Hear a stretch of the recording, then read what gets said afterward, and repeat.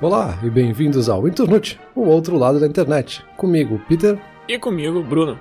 Bruno, tudo bem? Tudo bem contigo? Tudo bem com todos que nos ouvem? Os nossos ouvintes, nossos seguidores, nossos amigos virtuais, nossos miguxos? Calma, vamos evitar palavras estrangeiras e estranhas aqui. Mas antes de mais nada, antes de a gente entrar em qualquer tema, agradecer como sempre quem nos ouve, quem nos prestigia, quem acompanha a gente aí. E claro, né, quem compartilha aí, que faz comentários principalmente, que é o que acaba nos motivando aí a discutir mais, né? Porque eu acho que o mais legal é o que vai além da discussão que a gente faz aqui, que são os comentários que a galera traz pra nós, que fazem discussão ir além, né? Que eu acho que isso que é o mais divertido, assim, desse projeto todo. Mas vamos lá, Bruno. O deadline é curto. Qual que é o tema de hoje? Deadline é curto, estamos correndo contra o schedule aqui, então bora terminar esse recording. Agora, Peter, come on. Miguxo não é uma palavra estrangeira, cara. Miguxo parte da minha adolescência aí, essa palavra maravilhosa. Mas eu acho que ela não tá no dicionário, realmente. Tu tens um bom ponto aí. You've got a point. Agora, o tema de hoje, obviamente, são essas novas palavras, né? E a pergunta que a gente tá se fazendo aqui hoje: o metaverso das buzzwords matou o português. E aí, claro, né, Peter? A gente sabe que o português morto não tá. Então, vamos dizer que essa pergunta é assim: matou slash. Está matando slash. Matará. Slash, no caso, é tradução literal de barra, né? Tô só fazendo aqui uma piada engraçadíssima com o tema do episódio de hoje. Muito bom, ótima essa piada. Porque realmente aqui a gente vai falar um pouco não só de palavras estrangeiras, mas também de palavras estranhas. E é estranhas no sentido de palavras que vêm de fora do dicionário e começam a se apropriar dele, começam a transformar ele, e aí nosso idioma não é mais o mesmo. E não sei se isso é bom, será que isso é ruim? Esse é o que a gente vai discutir hoje. Então, vamos começar? Vamos lá. Perfeito, Bruno. Então, eu vou começar essa nossa discussão de hoje. Primeiro, para a gente falar do lado de que palavras novas surgem, sim. E eu vou falar isso basicamente em 3 dimensões dessa conversa, que talvez são as mais interessantes para a nossa discussão. É óbvio que ela é muito mais ampla do que só isso. Mas o principal vai ser a gente falar sobre neologismo, que é justamente o processo de criação de novas palavras. E aí, além disso, a gente vai acabar falando de buzzwords, que está um pouco no título aí do nosso episódio, né? Que são essas palavras da tendência, palavras da moda, que a gente ouve principalmente no mundo dos negócios, né? E também as gírias, né? Que são certos regionalismos ou expressões que certos grupos utilizam e depois, com o tempo, podem virar palavras, né? Mas vamos lá. Primeiro falando de neologismos, né? Palavras novas surgem num idioma, numa língua qualquer, num vocabulário, através desse processo do neologismo, e pode ser de várias maneiras, assim, quando a gente quer descrever uma nova tecnologia, alguma coisa nova que surgiu no nosso cotidiano, ou através de gírias, né? Expressões que a gente está usando que acabam sendo incorporadas. Mas aí a gente tem vários tipos de neologismos diferentes. São vários, mas eu vou aqui citar 4, que talvez são os principais. O primeiro é o neologismo semântico, que é essa ideia da gente pegar uma palavra que já existe e simplesmente dar um significado novo para ela. Que é, por exemplo, o computador. É uma palavra que hoje a gente tem como uma coisa muito óbvia, né? O que é um computador. Mas no passado ela significava uma coisa totalmente diferente, né? Um computador era uma pessoa que computava informações. Ela juntava livros e tabulava, enfim, e computava esses dados. Hoje, computador é um equipamento eletrônico ali com placas de silício e tudo mais. Isso é o que a gente entende como computador, né? Então, é uma palavra que foi ressignificada. Então, depois a gente tem o neologismo fonológico, que acontece basicamente por causa de um som, por meio de um som. E aí vem onomatopeias, né, para descrever às vezes um animal, um pássaro, enfim. Ou às vezes o sotaque, né, às vezes a gente tem um sotaque muito carregado que acaba gerando uma palavra nova, a gente se acostuma com essa nova forma de ver essa palavra, né. A gente tem também o neologismo morfológico, que é muito comum, que é a gente criar palavras novas através da adição de afixos, que podem ser prefixos ou sufixos. Então, sei lá, a gente pega a palavra estimado, que já existe, e a gente junta com super e a gente cria superestimado. Ou, sei lá, conceito e preconceito. A gente juntou uma palavra que já existia com uma outra coisa e criou um conceito novo. E aí a gente chega finalmente no neologismo léxico, que é talvez o principal para a nossa discussão aqui, que é a gente adquirir uma palavra nova para o nosso vocabulário, né? Criar uma palavra nova. E aí o léxico pode acontecer de 3 formas principais, que é a gente descrever novas tecnologias, gírias e o empréstimo de palavras de fora, né, de outros idiomas, que são os estrangeirismos. Para novas tecnologias, a gente tem muitos exemplos, né?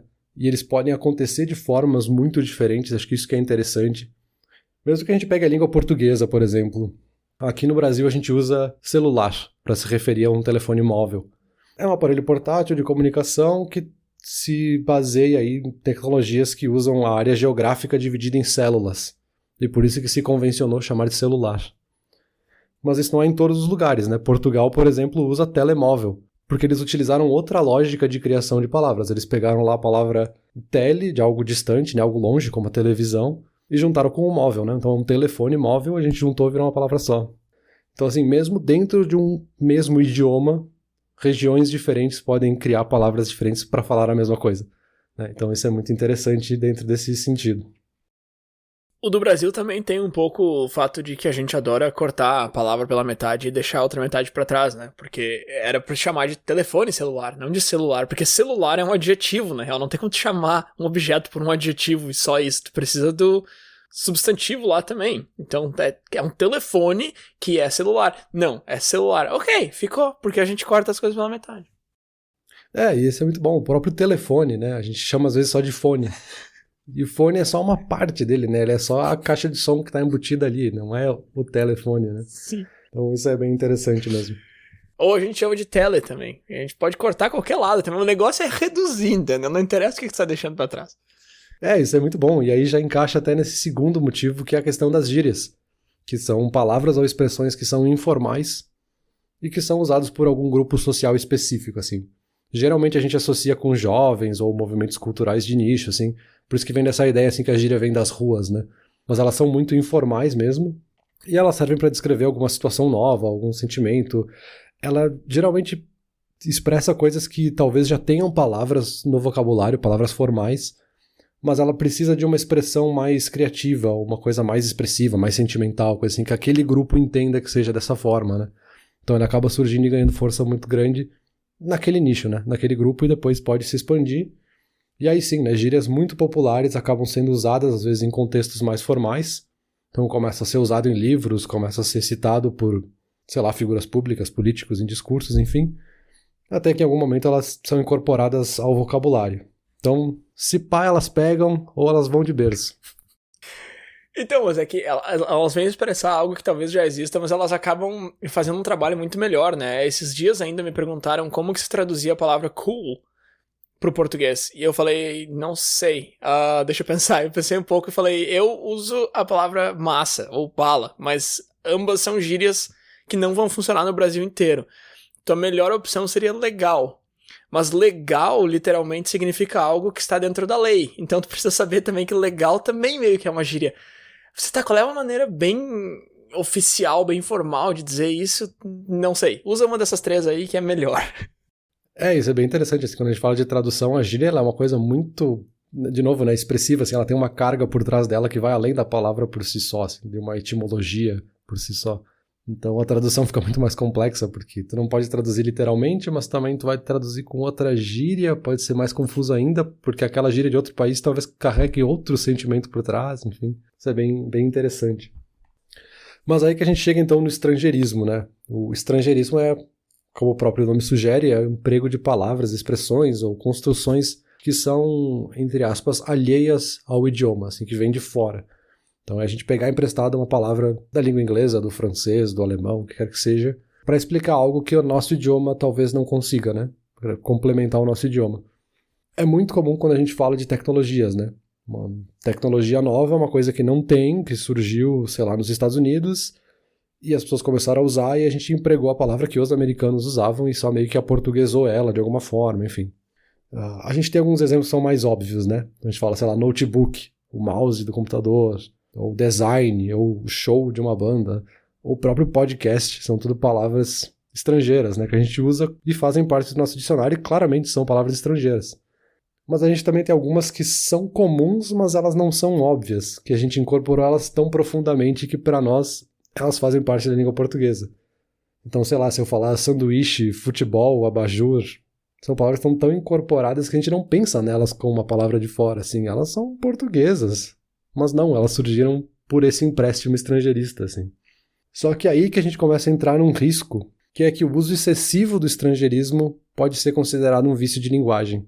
E aí, só para fazer um parêntese rápido, né, o vício de linguagem é quando a gente usa expressões ou construções que não seguem regras gramaticais.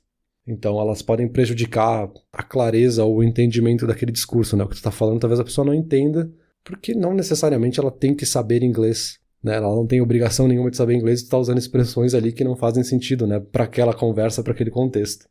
E aí, dentro dos estrangeirismos, a gente tem justamente as buzzwords, que eu citei lá no começo, né? Que são essas palavrinhas, como o próprio metaverso, assim, que é uma palavra que está no momento e todos os jornais e todos os grandes veículos estão falando, mas que não necessariamente tem um grande significado ou que faça parte do nosso cotidiano.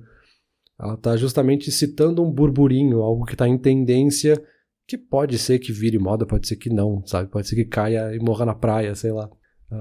Mas elas geralmente são usadas para impressionar ou chamar atenção, assim.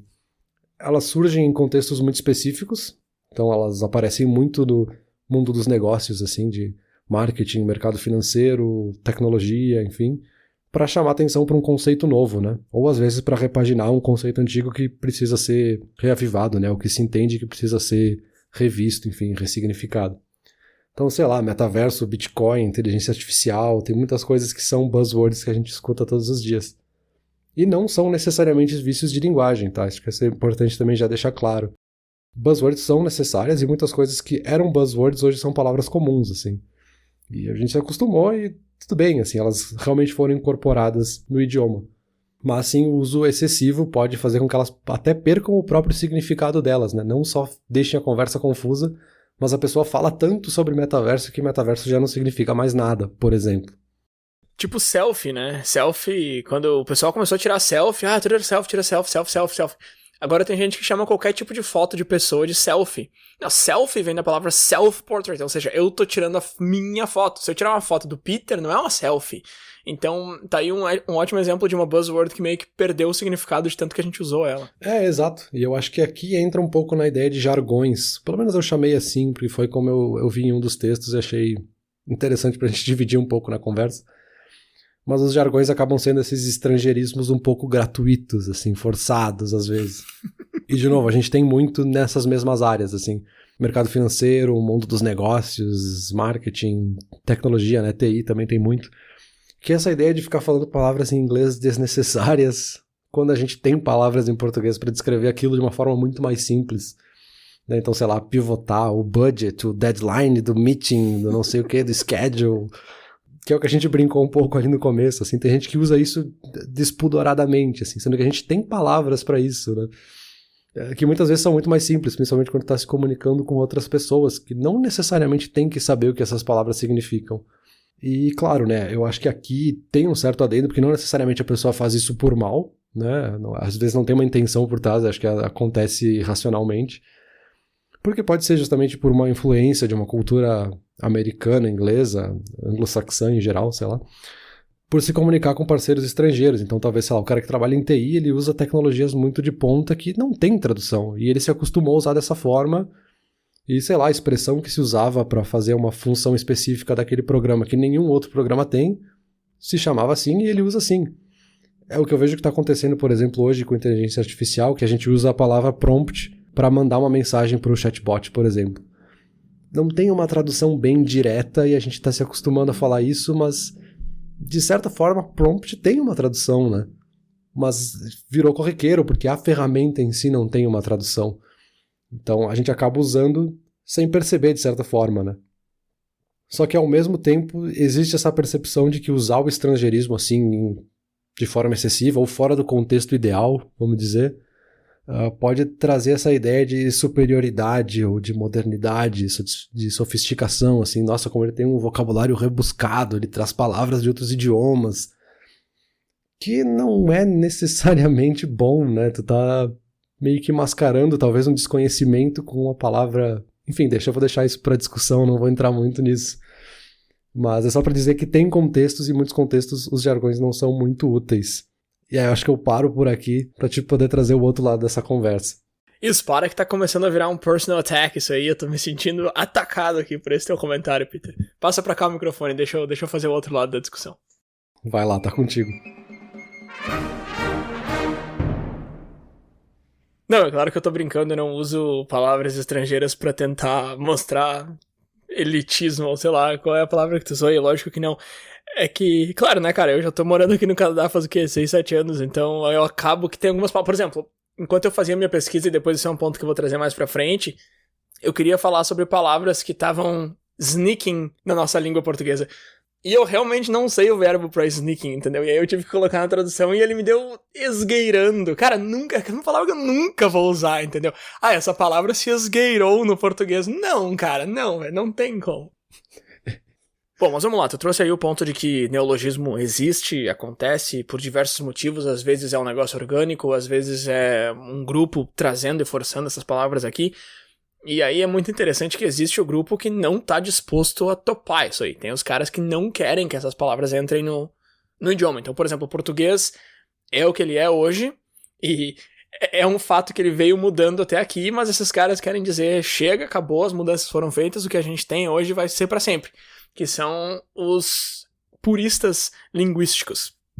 Que é um movimento bastante interessante, que quando eu vi à primeira vista, eu pensei, não, que isso. Mas tem umas coisas interessantes aqui, pelo menos pra discussão, assim. Não vou dizer que eu me identifico com os caras, mas tem uns pontos bacanas, e como eu tô trazendo do outro lado da conversa, vamos lá, né? O purismo linguístico, Peter, ele recusa principalmente palavras de outros idiomas. E aí é claro que o exemplo que sempre me vem à mente é o site, né? O purista linguístico, ele não aceita falar site num contexto em que você está conversando em português. É um sítio da internet. Ou um sítio da rede mundial de computadores, caso a gente queira deixar a internet também de fora. Mas não é só de outros idiomas também. O purista linguístico ele não aceita dialetos, por exemplo, então expressões regionais também, que a gente tem muito forte no sul do Brasil, e claro, em todas as regiões do Brasil, né? O sul é que a gente tem mais contato, mas cada região tem o seu dialeto e o seu próprio idioma, quase. Não aceita gírias também. Evita sincretismo, que é aquela ideia de ter mais de um significado para uma coisa só. Basicamente o que eles querem, e isso é uma coisa que tu falou antes, é ter clareza, né? Porque quando a gente começa a bifurcar o idioma e trazer novas palavras e sincretismo, que foi o que eu citei agora, a gente acaba perdendo a clareza, prejudicando a clareza, e a gente pode muitas vezes alienar pessoas, né? A gente pode alienar o público, a gente pode alienar pessoas com quem a gente está conversando. Então, por exemplo, essa semana tem uma menina no escritório lá que tá aprendendo português e ela me perguntou o que significa embora. E, cara, tanta coisa, sabe? Assim, primeiro que eu tive dificuldade de traduzir direto com uma palavra só, e eu tive um pouco de dificuldade de explicar até o que é embora, porque embora pode ser retirada, pode ser saída, pode ser ir pra casa, pode ser entretanto, né? Se eu falo embora tem um significado, embora tenha outro, então pode ser o entretanto ali no meio também. Pode ser aquela expressão, né, vambora, que significa vamos lá, bora, vamos fazer isso. Então, assim, embora é uma palavra que é interessante quando a gente fala de sincretismo, assim, é difícil de entender ela fora de contexto. E é uma coisa que a gente não percebe, porque no contexto, normalmente fica fácil. Mas para alguém que tá aprendendo a língua, por exemplo, é uma palavra super confusa. A gente, aí no sul, a gente comete muito sincretismo em conjugação de verbo, né, porque a gente usa a terceira pessoa do singular na segunda. Então tu não fala tu vais, tu fala tu vai. Só que vai é a conjugação pra ele, não é a conjugação pro tu. Então tu vai tá errado, é sincretismo no verbo, na conjugação do verbo, que a gente comete esse pecado bastante aí no sul também. A mesma coisa a gente faz no plural, né? Vocês vão. Não é vocês vão, cara. O português correto é vós ides. Vão é pra eles vão, não é vocês vão, isso aí não tá correto, né, na gramática pura e tradicional. Então, assim, a gente faz bastante, mesmo que tu esteja conversando com uma pessoa que diga, não, eu sigo as regras gramaticais o máximo possível, cara, tu deve fazer dessas aqui, tipo, várias vezes ao dia, assim, que a gente nem percebe, tem coisa que já tá muito arraigada no jeito que a gente conversa mesmo. Comentário rápido de por que o vós saiu completamente, não completamente, né, mas por que saiu do nosso dia a dia, digamos assim. O vós, lá no latim, ele tinha duas funções. Ele funcionava para falar com várias pessoas, né, o plural, ou para falar com uma pessoa de forma mais formal. Esse formal acabou sendo substituído por vossa mercê, que aí depois foi para vós mercê, que depois foi para você, e vocês surgiu como um neologismo, porque já que a gente tinha o você, para levar pro plural a gente colocou o S, vocês, e aí isso acabou escanteando o tu e o vós. A gauchada segurou o tu, a gente usa até hoje, o resto do Brasil não gostou tanto da ideia, e o vós foi embora para todo mundo. Isso aí veio lá do vós me ser. O pessoal que assistia novela de época aí deve ter ouvido essa palavra bastante. Mas deixa eu só fazer uma pergunta aqui pra ver se eu entendo até onde vai o purismo linguístico. Vai lá. Porque tem algum ponto de corte do que eles entendem que é a língua portuguesa pura, ou algum idioma puro? Porque assim, me parece que quanto mais tu voltar no tempo, mais transformações vão acontecendo na língua, porque o português em algum momento era latim, que em algum momento era outro idioma. Enfim. Cara, aí é que tá, meu. Aonde que é o realmente puro? Aí é que tá o grande problema com tudo isso, assim, mesmo que tu queira aceitar o purismo linguístico, queira participar do clube, é muito difícil, Peter, porque tudo começa com o que a gente chama de protolíngua. Então a protolíngua é aquela língua que existia lá nos tempos idos que depois foi se bifurcando. Então pensa, por exemplo, o latim, como tu citou. O latim é uma protolíngua que foi se dividindo, se bifurcando, e aí se tu tenta pegar ali a árvore genealógica do latim lá, ela vai se bifurcando muito, né? E aí se tu pegar o português ali, tu consegue depois dividir ele em dialetos e tal. Então o purismo linguístico, ele tá ali onde chegou no português, onde essa árvore chegou no português antes de começar a ter mudanças. Só que aí é que tá, não tem como tu dizer, é nesse dia aqui, ou tu desenhar uma... Porque mesmo que tu queira fazer isso, existem conceitos hoje que naquela época não existiam. Então tu vai precisar de um estrangeirismo ou de um neologismo, entendeu? A língua, ela precisa mudar para acompanhar a sociedade, para acompanhar tendências, para acompanhar invenções, enfim. Então não tem como tu querer voltar num ponto no tempo e dizer, é aqui, ó, entendeu? O que o purismo linguístico está fazendo, ele tenta seguir as regras gramaticais ao pé da letra. Então, por exemplo, tu é tu, não é você. Vós é vós, não é vocês.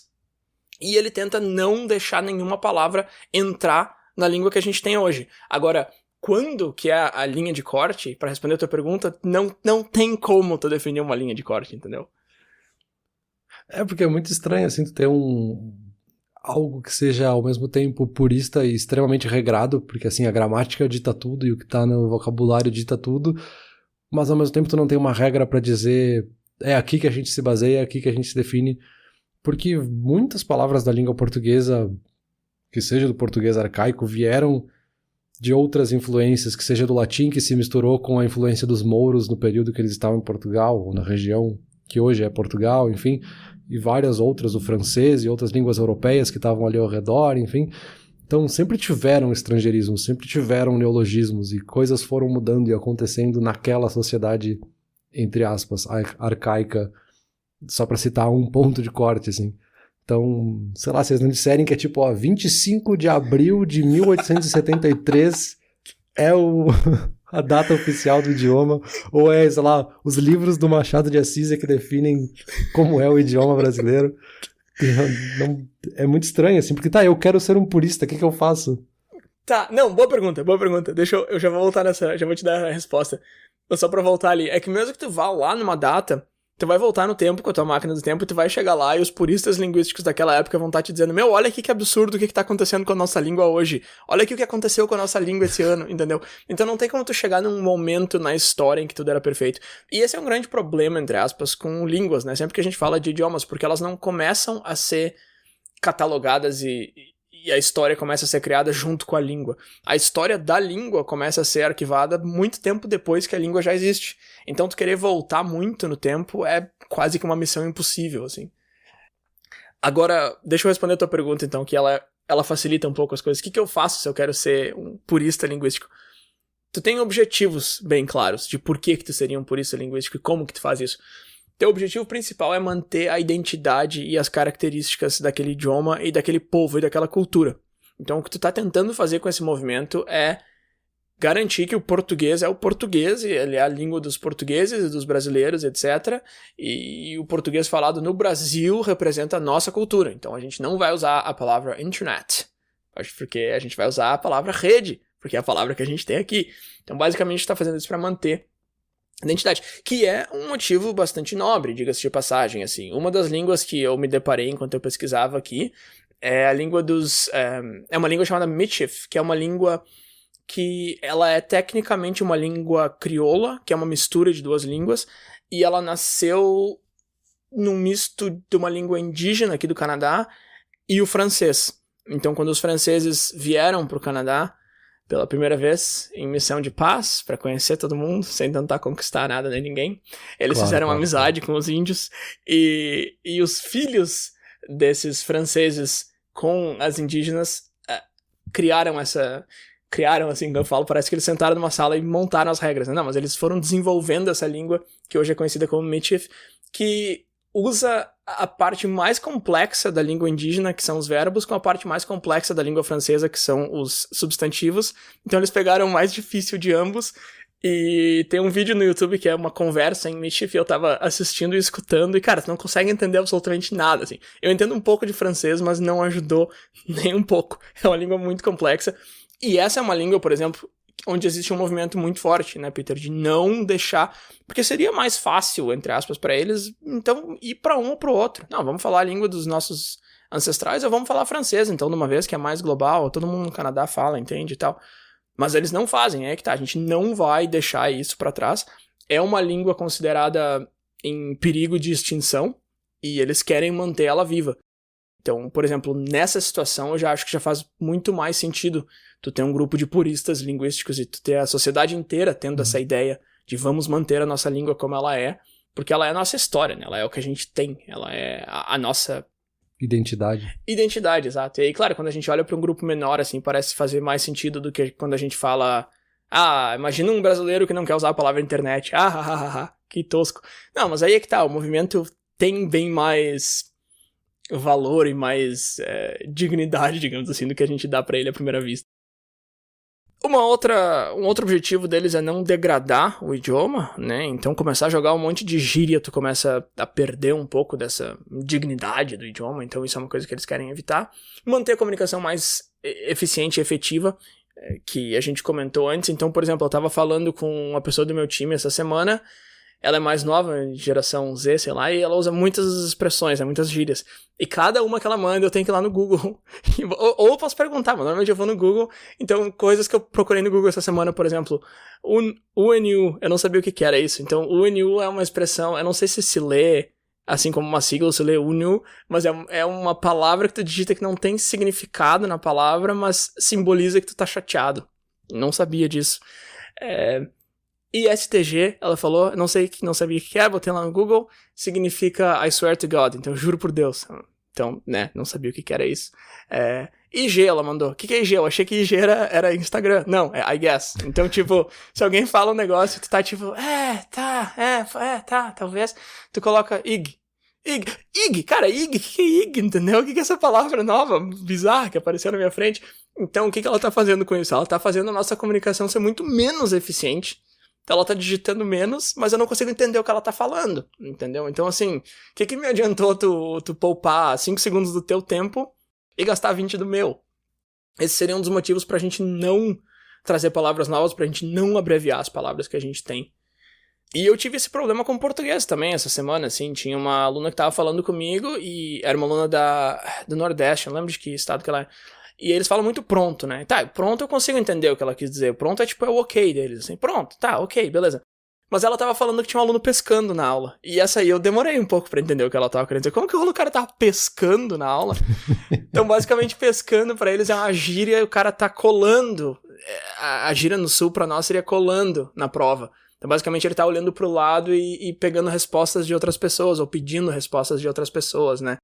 Então, de novo, ela deixou a nossa comunicação muito menos eficiente a usar essas gírias, porque eu não entendi o que ela tava falando. E por último, né, Peter, por que a gente não quer mudar o idioma? Porque mudança é difícil, né, cara? A gente sempre fala isso no internet, mudança é muito difícil. Pra mim, pescando era um cara que tava quase pegando no sono, assim, sabe aquela pescada quando a pessoa dá uma caída, assim, e volta, aí voltou, acordou. Olha aí, meu, se tu tivesse lá no escritório, ia ser 3 pessoas com 3 definições diferentes da palavra, entendeu? É que seria mais confuso ainda, porque talvez eu não ia pedir uma explicação, eu ia achar que era isso mesmo e ia seguir a vida. Sabe? Sim! Mas sim, claro, né, uma certa dose de purismo faz sentido, né, porque tu estabelece regras que são padrões aí comuns a todas as pessoas que dominam esse idioma. Então, em teoria, se eu domino a língua portuguesa, eu posso falar com qualquer pessoa que fala a língua portuguesa. E quando tu começa a introduzir palavras novas, tu quebra justamente o objetivo de ter uma língua em comum, que é que as pessoas se entendam. E aí tu traz uma gíria, tu traz uma expressão, aí tu puxa um estrangeirismo que não é nem parte desse idioma, então... Cara, nós estamos falando em português, tu puxa uma palavra que é de fora, não tem obrigação de ser proficiente em todos os idiomas do mundo, porque eu não sei que palavra que tu vai puxar aqui. Então, tem uma certa lógica aí, e também com essa ideia de identidade ali que tu puxou nesses idiomas mais específicos, né? Essa ideia de conservação de algo que é parte da história, da cultura de um certo povo, de um certo grupo, assim. Por mais estranho que possa soar a ideia de purismo linguístico à primeira vista, ele tem o seu valor, né? Sim, com certeza. Eu sempre tive um certo receio, por exemplo, de falar português com pessoas que não são do Brasil. Então, sei lá, vem um aluno lá da Angola, eu vou me sentir muito mais confortável falando com ele em português. E eu acho que é muito porque no Brasil a gente tem dialetos, né? Tecnicamente a gente pode dizer que a gente tem dialetos no Brasil, dividido ali meio que pelas regiões geográficas mesmo, dialeto do sul, dialeto sudeste e tal. Alguns estados têm seu próprio dialeto. Eu tento evitar esse tipo de coisa, eu tento evitar o gauchês quando eu falo com pessoas de outros estados aqui. Mas é um esforço muito consciente, assim, Peter, que no começo era difícil pra mim, assim. Cara, se eu acho um negócio muito a full, é muito a full, não é legal, entendeu? Então, assim, são coisas que... E, claro, hoje em dia eu não vem mais na minha cabeça trio a full. Mas no começo eu tinha que, freia aqui, me dá outra palavra, legal. Não é o mesmo significado, entendeu? Não tem a mesma intensidade. Se uma coisa é legal, ela é legal. Se ela é trio a full, ela é trio a full, entendeu? É muito diferente. Mas foi um processo pra mim, assim, e eu tenho amigos paulistas, por exemplo, que falam coisas que às vezes eu não entendo, e aí, pelo contexto tu pega, sabe, tu vai aprendendo, tu vai ampliando a enciclopédia de expressões, e isso é uma coisa muito característica do Brasil, assim, eu sinto, porque, por exemplo, Estados Unidos, Canadá, por aqui, se tu fala com alguém lá do outro lado do país, o cara vai ter umas expressões, assim, que ele vai falar, por exemplo, se tá chovendo, ele vai falar um negócio que tu nunca ouviu na vida, sabe? Falando da chuva, sabe? Alguma coisa assim. Mas tu sabe que tu entendeu o que ele tá falando. É só tipo, nunca tinha ouvido essa expressão antes. Mas quando tu conversa com uma pessoa, tu consegue entender tudo que ela tá falando, sabe?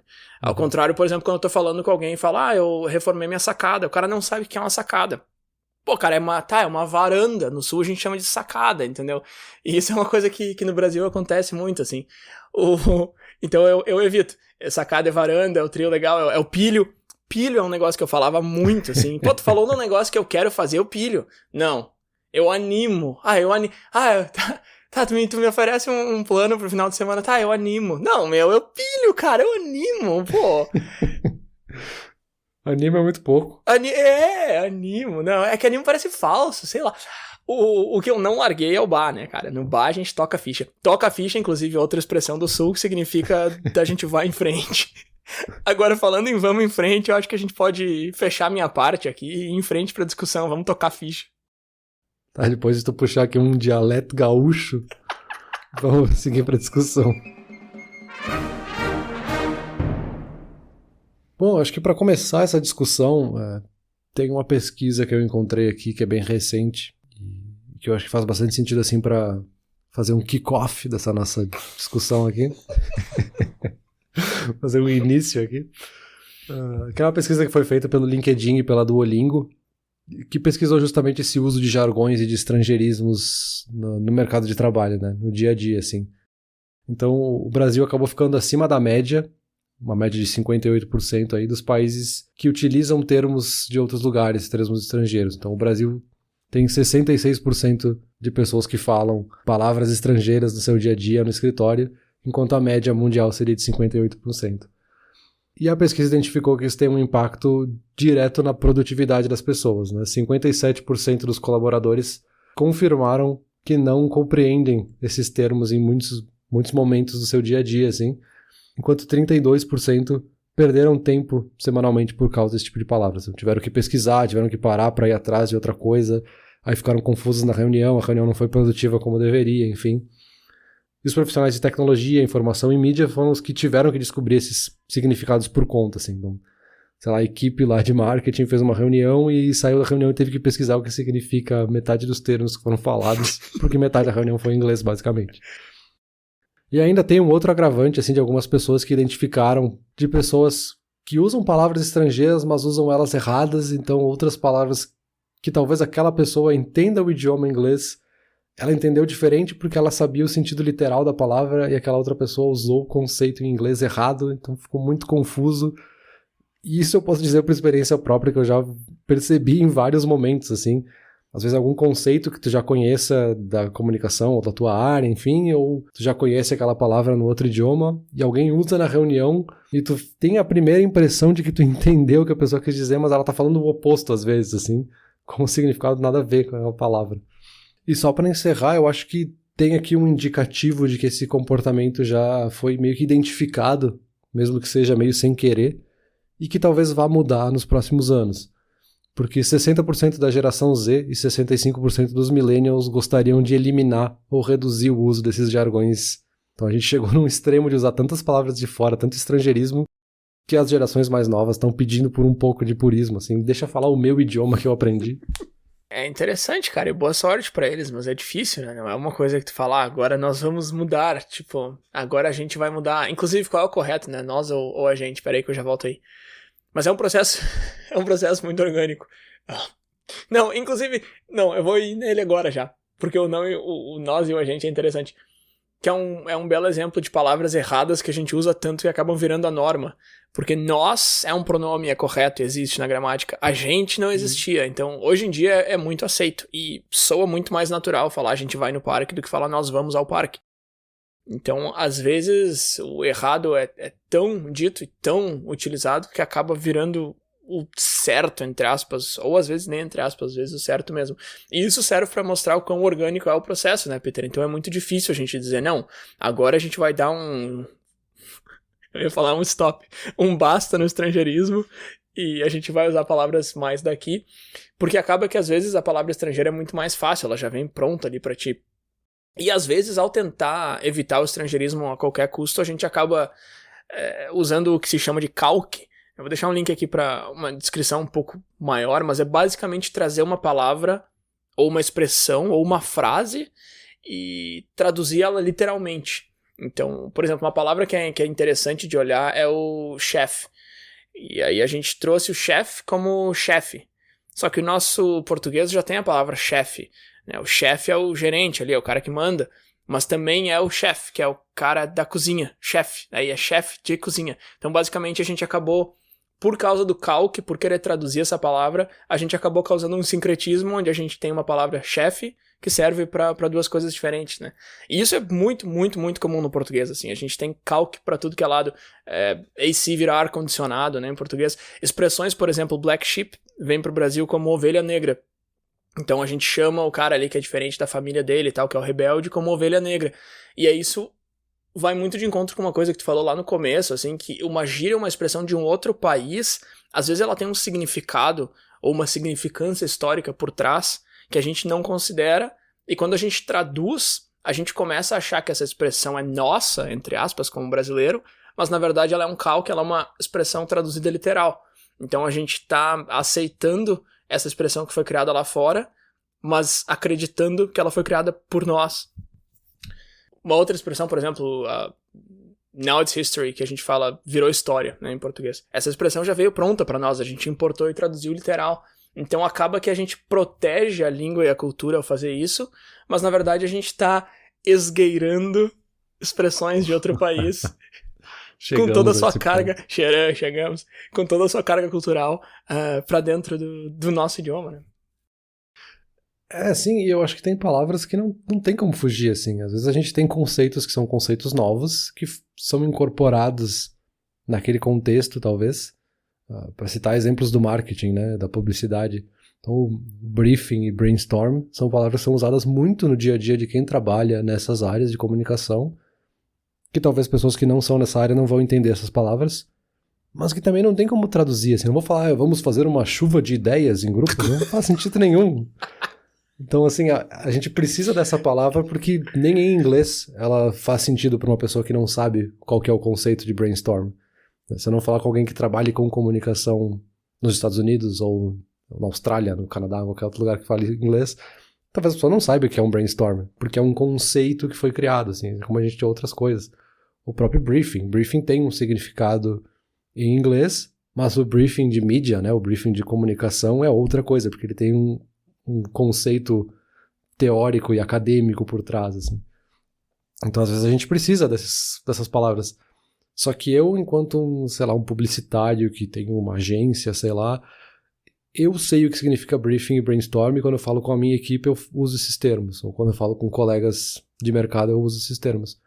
Mas se eu recebo um cliente que trabalha, sei lá, no agronegócio e eu vou falar para ele me fazer um briefing, eu não vou falar isso para ele. Eu vou pedir para ele me dar detalhes da empresa dele, qual é o plano de negócio deles, eu vou usar outras palavras para descrever isso, porque eu saí do contexto onde fazia sentido usar esse estrangeirismo, sabe? Então tem muito assim, qual é o contexto em que é natural, qual é o contexto em que faz sentido. Por isso que eu acho que um pouco assim dessa ideia de mudança das próximas gerações tá um pouco ligado a isso, assim, de ter uma percepção maior de que às vezes tu sai do contexto, tu não vai usar essa expressão de fora. Ou talvez eu não vou falar budget porque eu sei que existe a palavra verba, e é muito mais simples eu falar em verba, sabe? Mas é que aí é que tá, Peter. Budget pode ser verba ou pode ser orçamento. Inclusive, eu demorei pra chegar nessas palavras aqui, mas cheguei. Porque budget é uma só. Tem coisa que é mais simples no estrangeirismo, mas realmente, cara, realmente não faz sentido usar a palavra budget quando tu tem a tradução literal.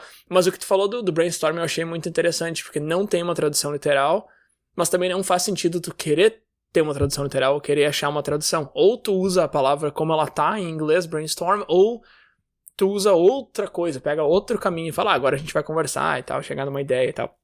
Agora o que eu vejo no Brasil é o cara pegar o brainstorm e chamar de brain. Aí é que tá, meu, eu não gosto desse negócio de quebrar as coisas no meio. Vamos fazer um brain. Tá, basicamente tu falou que vai fazer um cérebro. Meu, tu cortou a parte mais importante, velho. É a chuva de ideias que é importante, não é o...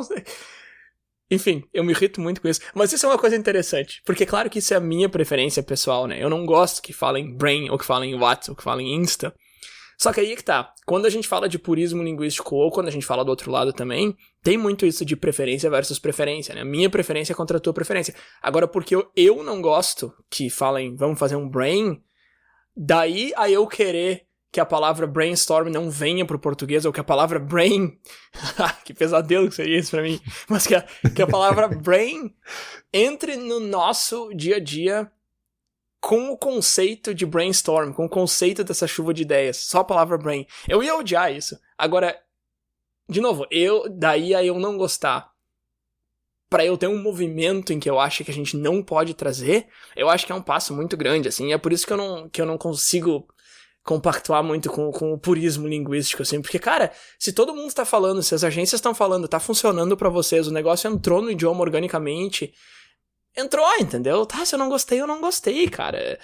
Por exemplo, eu não gosto de gaúcho falando você. Nunca vai me soar natural quando o gaúcho fala você. E às vezes quando a gente quer ser mais formal, tá falando com um aluno de fora e tal, tem gente que trabalha comigo que é do sul que fala você. Eu não, se eu quero ser mais formal, eu coloco o S ali. Tu vais. Ah, formalidade máxima, rapaz. Tem gente que não, tem gente que já fala, você vai. Eu não gosto, cara. Mas eu não vou chegar pra uma pessoa e falar, ei, veja bem, o pronome é tu. Não vou, entendeu? Eu tô ensinando português pra uma colega minha e com ela eu faço isso. Eu falo, não fala você, fala tu. Mas é só porque eu tô ensinando pra ela, assim. Mas pra quem já sabe o idioma, eu não vou fazer, entendeu? Esse nível de... Pedantismo é uma palavra. Pedantismo não é uma palavra, né? Sim. Ou é uma palavra ou é um neologismo. Então agora ela é uma palavra. Pode ser. Eu não vou chegar nesse nível de pedantismo. Por exemplo, no meu cotidiano, tá? Só pra encerrar o meu ponto aqui. Eu falo muito no problem. Então, se alguém fala pra mim thank you, eu falo no problem. Porque eu acho you're welcome muito formal. Eu acho muito demais, assim, you're welcome. Não, tu não é welcome. Tu não é bem-vindo aqui. Eu só fiz um negócio pra ti, no problem, vambora, cada um segue seu lado. Então, pra mim, no problem serve uma função diferente de you're welcome. Mas gerações um pouco mais antigas não usavam o no problem. Então, eles não veem o no problem como uma função fática. Eles veem o no problem como literalmente não tem problema. E aí eles acham que pode ser um pouco do tipo, tá, meu, claro que não tem problema, tu tá insinuando que poderia haver um problema, entendeu? Então, assim, pode ser uma expressão que não é bem vista, especialmente pra quem não é proficiente na língua inglesa. Então é uma expressão que teoricamente eu teria que ter cuidado e teoricamente eu deveria preferir o you're welcome. Mas eu uso no problem, entendeu? Porque, de novo, do jeito que eu vejo é preferência, cara. E a minha preferência é usar no problem, então eu vou usar no problem. Mas eu acho que isso tudo que você tá falando é o meu maior dilema com essa discussão toda.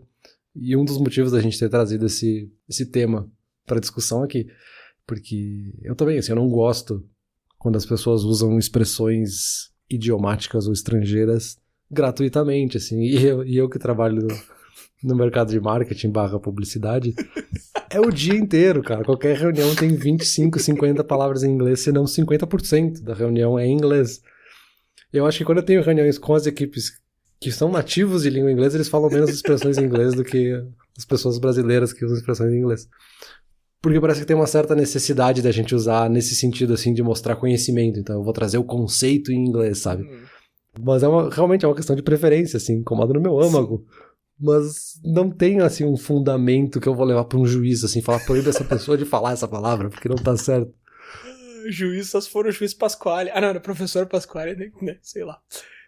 É porque quase, não digo da mesma forma, mas assim, um outro lado que me incomoda também é essa ideia, às vezes, de ser purista demais, assim. Sei lá, tem alguns países que tem uma comissão de pessoas que param o que estão fazendo. Então, nós temos essa palavra nova que está entrando aqui no nosso país. Então, como é que nós vamos chamar computador? Computador não tem tradução, a gente não vai usar computador aqui.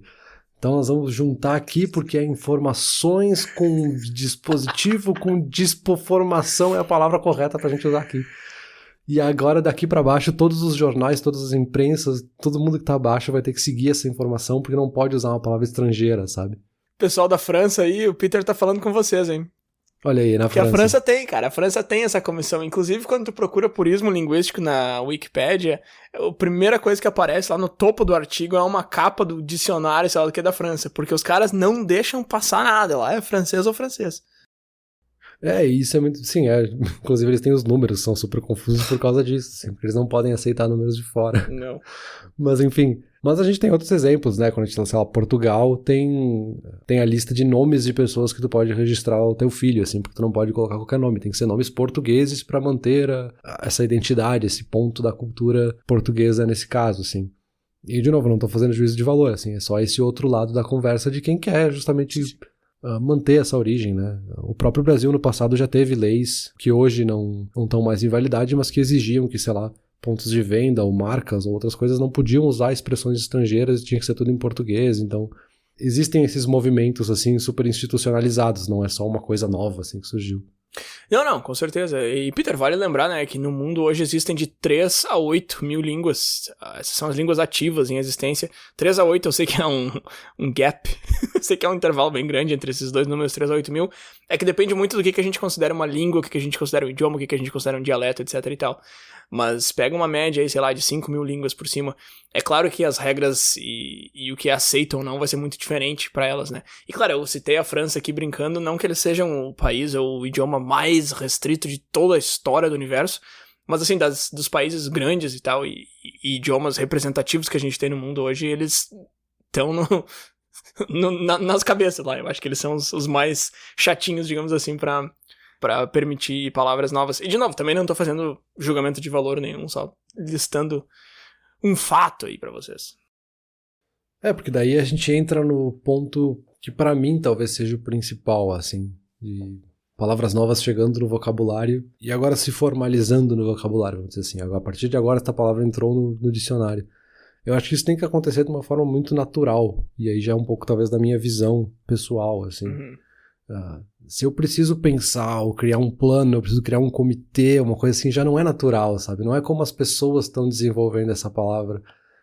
Talvez celular pegou aqui no Brasil porque foi o que as pessoas começaram a usar e deu certo e virou no dia a dia, entrou no cotidiano, a mídia começou a usar porque era o que os populares estavam usando no seu dia a dia, enfim. Porque certamente a palavra telemóvel também circulou naqueles primeiros momentos onde a gente começou a ter telefonia móvel, sabe? Ou telefones móveis, telefones portáteis, o que quer que seja. Só pra dizer assim que teriam muitos caminhos pra gente chegar nessa uma palavra. Mas essa que naturalmente foi vingando e vingou e pegou e é essa, sabe? E ninguém pensou assim, ninguém parou tipo, não, agora estão chegando os telefones móveis no Brasil, qual será a palavra que nós devemos adquirir ou criar? Então assim, enfim, tem que ser orgânico, só que tem que ser um orgânico invisível, sabe? Eu não posso perceber que essa palavra está surgindo. Ela simplesmente eu comecei a usar quando eu já estou usando. Sim, um exemplo que me vem à mente é a gasolina, né? Que no Reino Unido é chamado de petrol e nos Estados Unidos é chamado de gas. E nenhum dos dois faz muito sentido, assim, porque petróleo é da onde vem a gasolina, mas não é a gasolina em si. E gas é pior ainda, né? Se tu parar pra pensar, tu tá basicamente chamando a gasolina de gás, que não faz nenhum sentido, meu. Ela é estado líquido, não tem nada a ver com gás, da onde que veio isso, sabe? Então é muito engraçado quando a gente começa a examinar, assim, mas eu tô contigo nessa de que é assim que funciona. E isso é o bonito do negócio, sabe? Quando um British vem pra cá, quando um britânico vem pra cá e precisa chamar petrol de gas, senão ninguém vai entender ele, e ele fica brabo porque não faz sentido nenhum. Isso é legal, sabe? Que é a mesma língua, mas não exatamente, assim. E, putz, essas peculiaridades são parte da cultura e são muito bacanas. E é o que mantém a língua viva, né? Assim, a gente tem muitos, assim, tu citou de 3 a 8 mil idiomas que estão vivos hoje, a gente tem muitos outros idiomas mortos, e, sei lá, o latim, por exemplo, é sempre visto como um idioma morto, mas ao mesmo tempo tem muitas pessoas que falam latim, assim, no mundo inteiro, que estudaram latim, né? Não são nativos, e também o próprio Vaticano, que tem como idioma oficial, né? Então é um território, um estado soberano que fala latim e tem como língua oficial latim, então... Tá, mas então não tá morto, assim, tem até um estado que usa. Não, é que ela não tá evoluindo, ela não faz parte de um cotidiano, assim, ela não tá de uma forma natural, organicamente vivendo e se reconstruindo e criando coisas novas. Ela é um idioma simplesmente formal, institucionalizado, que existe com base num passado, e quando se quer falar de outras coisas, eles começam a falar outro idioma, sabe? Não foi se latinizando algumas palavras e criando, assim, palavras novas, né? Falando em latinizando, uma coisa que eu achei muito interessante nessa pesquisa quando eu tava lendo sobre protolínguas, como que os linguistas conseguem definir, né, Peter, se as línguas, por exemplo, se duas línguas nasceram do mesmo lugar ou se elas pegaram coisas muito emprestadas uma das outras. Antes estava falando da Europa Ocidental ali, francês, espanhol e português, pega esses três. Tem muita coisa em comum entre elas. E como é que a gente sabe se elas vieram do mesmo lugar ou se foi uma roubando da outra, né? E aí tem certas categorias de palavras que eles olham pra ver se elas vieram do mesmo lugar. E aí as palavras que eles listaram são pronomes, números e termos de parentesco. Então se línguas têm pronomes parecidos, por exemplo, espanhol e português é bem parecido, né? Tem o tu, que é igual e tal. Se elas têm números muito parecidos, que é o caso do português e espanhol também. E se os termos de parentesco, então pai, mãe, que vira, sei lá, papá, mamá, são parecidos, é um forte indicativo de que elas vêm do mesmo lugar, porque esse é o tipo de coisa que a gente não pegaria emprestado de outras línguas. Não tem como a gente já ter o português como uma língua e a gente tá pegando números emprestados do inglês. Então agora a gente tá gravando 2 episódios. Não, isso nunca vai acontecer naturalmente, entende? Então isso eu achei muito legal, assim, o tipo de categoria que eles olham pra definir se elas vieram do mesmo lugar ou se elas foram roubando umas das outras. Sim, e faz todo sentido, assim, sei lá... Sim. Pai e mãe não é uma coisa, um conceito novo que surgiu aqui, pai e mãe. Precisamos de uma palavra para isso. Sim. Desde a origem do idioma, isso já estava ali, né? Então faz sentido que sejam as palavras-chave aí, né? Keywords pra gente usar. Sim, exato. E quando a gente fala de um conceito novo que surgiu, é muito fácil de pensar, sei lá, em self-driving cars, que eu sempre esqueço a palavra, veículo autônomo, ou, sei lá, Bluetooth. Mas, cara... Cavalo pode ser um conceito novo, entendeu? Porque se a gente tá falando de uma população, de uma vila que era isolada, que nunca tinha visto um cavalo, e aí eles já têm uma língua, e aparece o cavalo, e é um cara inglês que tá no cavalo ali, por exemplo. Aí ele chama de horse, e aquela vila pegou o horse. Então, os dois idiomas têm horse não tem como ter sido um conceito novo, então elas vieram do mesmo... Não, foi um conceito novo. Então, sim, por isso mesmo que papai e mamãe, como tu falou, não tem como ser um conceito novo, né? Sim, claro, a exploração, a incorporação das Américas ao mundo ocidental, não existia cavalo nas Américas e foram trazidos para cá pelos europeus, no caso. Então, obviamente, esses idiomas que existiam aqui não tinham a palavra cavalo, assim, porque ninguém nunca viu um cavalo, então não vou criar palavras para coisa que eu nunca vi, né? Exato. Mas aí, quando eu digo de natural, é porque eu lembrei de alguns exemplos, assim, durante a pesquisa, dessa coisa às vezes meio forçada, assim, da gente querer pegar uma coisa e... é natural, então agora todo mundo vai ter que fazer.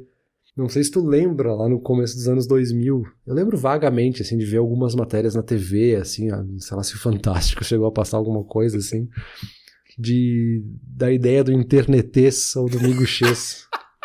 Claro que eu lembro, e cara.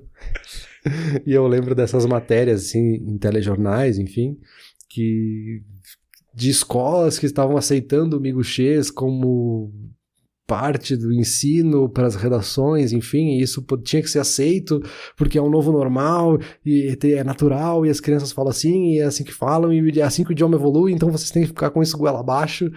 E eu não falo assim, eu sou uma criança, sabe? Não fazia sentido nem naquele contexto. E realmente não fez, assim, aquelas pessoas tentaram forçar um negócio que elas acharam legal e tentaram criar uma buzzword, tentando enfiar ali o miguxês goela abaixo dos alunos, assim, agora vocês podem usar porque eu sei que é assim que vocês falam no Orkut. Mas não foi natural, tanto que sumiu. Ninguém mais fala daquele jeito, assim, ninguém escreve daquele jeito e não foi natural, não foi uma coisa que foi incorporada e depois a gente adicionou, sabe? Te dizer que falar que tu usava no Orkut entrega mais a tua idade do que dizer que tu lembra de coisa no começo dos anos 2000, hein, Peter? Te cuida. Mas é verdade, cara, eu lembro sim, e eu vou te dizer que eu até usava isso de abreviar tudo e tirar todas as vogais, né? Então, tinha o clássico QR espaço TC, né? Que é tipo, quer ter claro, quando tu conhece uma pessoa nova e quer saber se ela tá interessada em conversar contigo. Então esse tipo de conversa, assim, o BLZ ali, ao invés de oi, tudo bem, era só blues.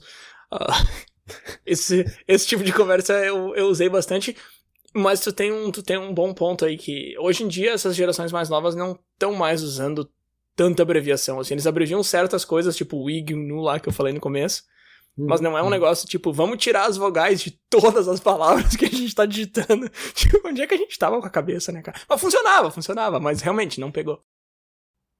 Eu acho que olhando hoje, óbvio que na época talvez não tinha como fazer esse tipo de análise, mas olhando hoje me parece que a gente estava sendo um pouco determinista tecnológico, assim. As pessoas estão falando desse jeito, mas elas estão falando desse jeito porque a tecnologia tem limitações que te fazem falar desse jeito. Sabe, essa coisa de tu tirar todas as vogais é uma coisa que vinha lá da época do SMS, assim, das pessoas enviarem SMS e ter que pagar por caractere, tem um limite de caractere ali pra te falar o máximo possível dentro daquelas poucas palavras que tu pode usar. Tu vai comendo algumas letrinhas pra justamente poder falar mais em uma mensagem, não ter que pagar 2 mensagens nesse caso, né? E também, assim, a tua internet era discada, era limitada, tu queria falar rápido, as pessoas não tinham tanta agilidade no teclado, então comer algumas letras ajudava a digitar mais rápido.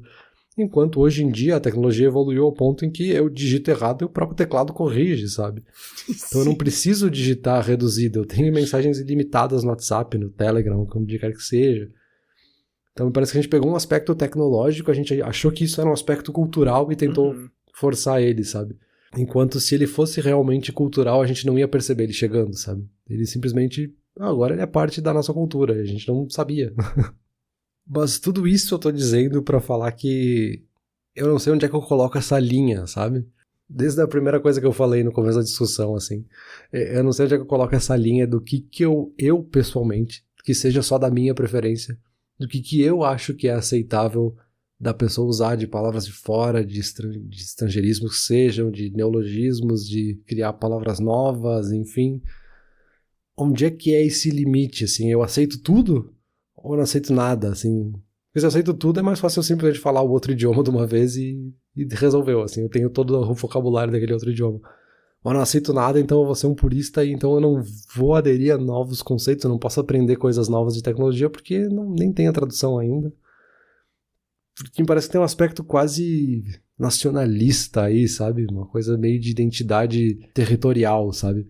Tipo, o idioma é parte da minha identidade, ele não pode ser influenciado por forças estrangeiras que querem manipular e modificar tudo e destruir a minha identidade. Mas ao mesmo tempo eu quero me integrar a outras comunidades e ter outros conhecimentos e coisas de fora. Então, onde é que tá essa linha, sabe? Como é que eu faço esse... Não digo nem a linha, como é que eu faço esse policiamento para garantir que eu tô ao mesmo tempo mantendo essa minha identidade do meu idioma, tô usando ele da forma correta, nos contextos corretos, mas ao mesmo tempo eu tô podendo introduzir coisas novas e criar coisas novas e evoluir esse idioma de uma forma natural, sabe? Tem esse negócio territorial de tribo, sim, com certeza. Uma coisa que acontece muito é... A gente tá lá, inglês, português, espanhol, mistura tudo, e aí alguém fala a barbaridade de que, o português é um espanhol com... Não, já para a frase aí, meu. O português não é um espanhol com não sei o quê, não é um espanhol sem não sei o quê. O português, vocês cortam tudo. Porque eu tava falando que, o som de O normalmente sai U, a gente não segue exatamente como tá escrito, a gente dá uma mudada, a gente não pronuncia os S, etc e tal. Vocês cortam tudo, o português é um espanhol com as coisas cortadas. Não é, cara, fica quieto, não fala bobagem, entendeu? Essa é uma discussão que eu tive já múltiplas vezes desse mês, assim.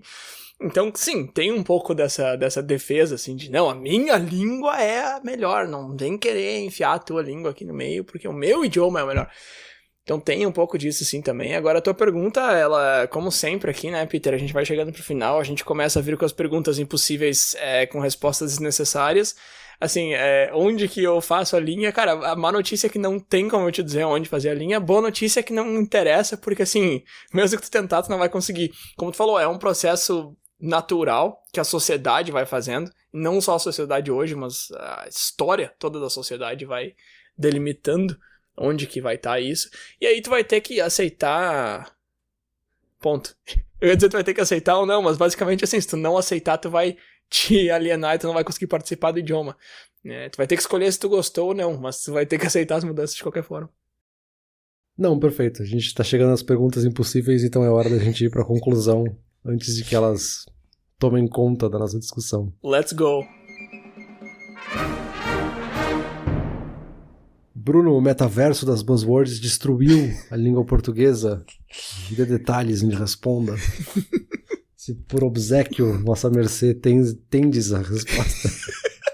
Quando o cara começa a querer usar o voz, nunca dá muito certo, assim, né? Porque o próprio ir, né, cara? Ah, eu vou, tu vais, não sei o que. Tu vai pensar que é tipo voz, voz. Não, ides. Pô, mudou completamente. O voz não faz sentido, cara. É muito difícil ser purista mesmo. É difícil ser purista, cara. Português é divertido, português é muito difícil, mas é muito divertido, é uma língua bonita também. Eu gosto bastante do português. Mas, cara, agora voltando pra pergunta ali, Peter, é aquilo que eu tinha falado lá no começo, assim, né? É lógico que a resposta direta e literal pra pergunta é não, né? Óbvio que ninguém tá matando o português tá vivo e muito bem vivo, inclusive. Eu acho que justamente essa mudança que vai acontecendo e essas evoluções, ou talvez mudanças negativas, dependendo dos olhos de quem vê, acaba sendo justamente a prova de vida, né? Porque, que nem tu falou, o latim é uma língua morta, apesar de ser usada, ela é morta. O português é uma língua muito viva. Então, não, ninguém tá matando o português. Essas mudanças, se estão fazendo alguma coisa, elas estão deixando o português cada vez mais vivo. Muito vivo e crescendo, né, de certa forma. Não tenho números para dizer que tá crescendo em quantidade de pessoas que falam língua portuguesa, mas ele tá se tornando mais influente, assim. Tanto que a gente viu algumas polêmicas recentemente em Portugal, crianças estarem falando brasileiro e isso ser um absurdo para os pais e para algumas instituições, enfim. Eu vou deixar o link aqui embaixo porque isso é basicamente um anexo à discussão, não tem nada a ver. Mas é só para exemplificar assim, que o nosso idioma está muito bem adaptado aos tempos por justamente ter essa flexibilidade assim, de adaptar palavras. A gente pega lá o GPT e chama de GPT e vai embora e segue a vida, a gente faz a nossa versão em português do que precisar. Tem um pouco dessa adaptabilidade, essa facilidade de improviso que a gente tem culturalmente, que a gente incorporou à língua portuguesa. Então, eu acho que o metaverso das buzzwords não matou o português e nem vai, sabe? Porque a gente já fez o metaverso virar uma palavra em português, sabe? A gente não pegou o metaverse e usou isso, assim. A gente pegou o meta, pegou o universo, pegou o verso e pegou o metaverso. E a gente segue, sabe? Eu acho que o importante é o que a gente acabou de falar, assim, de ser natural. E o segundo ponto, que eu acho que é tão importante quanto, é a gente saber o contexto, saber com quem a gente está falando. Só que isso vale não só para falar palavras estrangeiras ou falar palavras novas, serve para qualquer coisa da comunicação, saber com quem a gente está falando, sabe? Eu não vou usar uma gíria que eu uso com os meus amigos, com os meus pais, porque talvez não vão entender, sabe? Não vai fazer sentido. Da mesma forma que a gente não fala da mesma forma com os nossos amigos, não fala no trabalho, da mesma forma que o jeito que eu me visto na praia não é o mesmo que eu me visto para um casamento ou para um velório. Então, assim, tem contextos e contextos, e a vida é feita de contextos, né? Então, é isso. Um beijo, um abraço, e é isso aí. Bruno, conclui. A própria velocidade, né, Peter? Eu não falei de nenhuma velocidade normal quando eu tô gravando um podcast, por exemplo. Mas é isso aí, cara. Valeu. Meu Deus, cara, calma. Quem tá ouvindo acelerado, isso vai ter que botar no 0.5. É assim que eu falo normalmente, pô. Claro que quando a gente tá gravando eu vou mais devagar, né, cara? Mas normalmente eu falo um pouco mais rápido mesmo.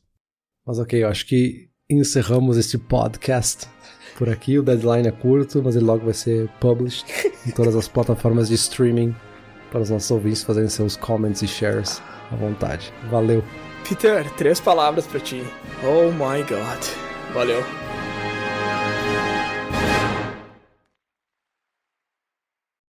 Olá, ouvinte. Se você gosta do Inturnute, não deixe de compartilhar nas redes sociais, e de seguir no Spotify, ou no seu aplicativo de podcasts favorito. E se você quiser compartilhar a sua resposta para a pergunta da semana, é só enviar uma mensagem. Muito obrigado, e até o próximo episódio.